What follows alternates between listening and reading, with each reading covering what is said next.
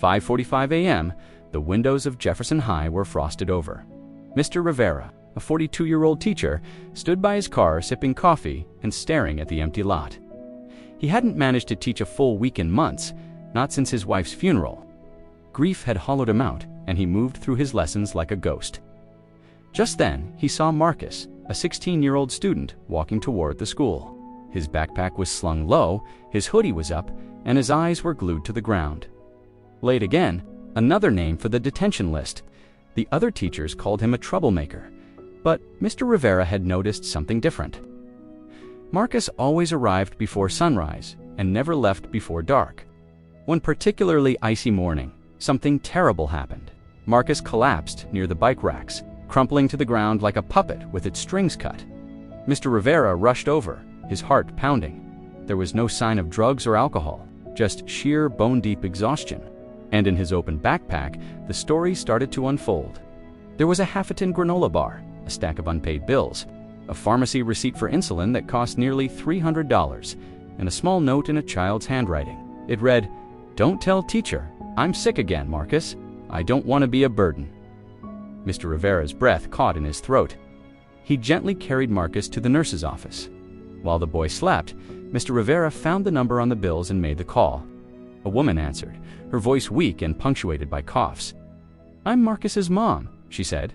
He's all we have. I've been sick. He works nights at the gas station. He takes care of my sister's kids too. He's my angel." Mr. Rivera hung up, tears streaming down his face. He had labeled Marcus as defiant, but the truth was, the boy was drowning in love and responsibility.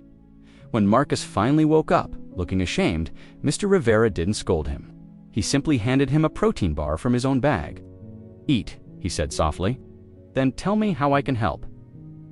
And with that small act of kindness, Marcus broke, not with anger, but with overwhelming relief. "I didn't want anyone to know I couldn't keep up," he whispered. "I'm failing your class, but I read every page. I fall asleep." In that moment, Mr. Rivera made a decision that would change everything. He started staying after school every day, not to tutor Marcus, but to watch his little cousins, while Marcus studied. He brought groceries, he paid the insulin copay, and he never told a single soul what he was doing. At graduation, Marcus didn't just walk across the stage, he strode across as the class valedictorian. In his speech, he looked out at the crowd and said, "People see a hoodie and think problem, but sometimes that hoodie is all that's holding a family together.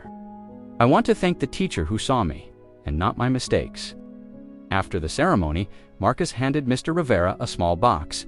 Inside was a single key. "It's to my apartment," Marcus explained.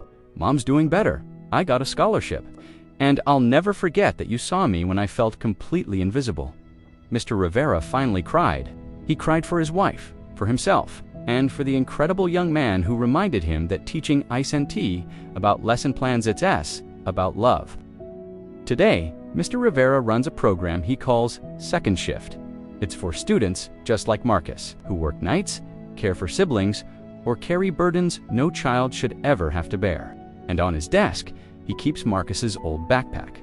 It's not a reminder of the struggle, but of quiet, unyielding courage. Because the strongest people aren't the ones who never fall. They're the ones who fall and still find a way to show up for someone else. Thanks for watching. If this story moved you, please share it and subscribe for more content that matters.